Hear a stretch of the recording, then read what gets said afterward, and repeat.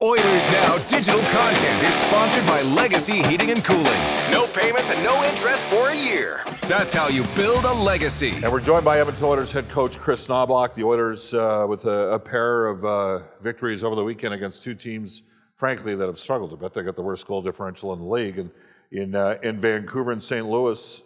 But I think you got to be pleased a bit with what you saw out of your squad over the course of those two games, especially in lieu of the fact that you don't have Leon Draisaitl right now. Absolutely. Everyone stepped up, and you're missing one of your best players, and Leon is a huge hole and hard to replace. But I think with everyone knowing that he was away, that they had to play their best, and they also knew that they had an opportunity to really step up and play some more situations that they usually don't get to. And it was a pretty good weekend, as you mentioned, two teams that hadn't been playing at their best, and we took advantage of it. All right. Since the Stan Bowman made the trade and acquired Tristan Jarry, which occurred on December the 12th.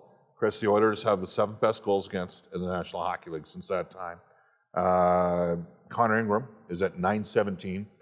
Tristan Jarry is at .907. He was very good in the first period against Vancouver when they had some chances. Is there a bit of a calmness right now in goal? Is that fair? Well, absolutely. And as a team, we're playing a little bit better defensively, marginally better. But the biggest change in our goals against is the goaltending. Both those guys have been playing really well. And you saw it last weekend where we did give up chances. And, if those pucks go in, we're not talking about how good our defensive play was. But we got some big saves from those guys. And, we're very happy with the goaltending we're getting right now. You scored 11 goals. Obviously, you didn't have Leon. And Connor didn't score. But one guy who is scoring right now is Zach Hyman. He's got 17 goals in the last 20 games. It was ironic that he had a couple in front of Doug Armstrong, the GM of Team Canada. And I got to be honest with you. Given the severity of the injury that Zach had, it was a dislocated / fractured wrist, multiple pins in his hand. I'm actually surprised that he is scoring at this rate because that's a difficult injury for a shooter to come back from. Yeah, no, it didn't take him very long to come back and play. We knew that there was going to be a feeling out process. He's going to have his legs, he's going to be able to skate, but he's going to be able to handle the puck and score the goals like he usually does. And, I think maybe the first 7, 8, maybe 10 games off to a slower start on his standards. But since then, he's been scoring at the top of the league. He's been pretty much almost won a game.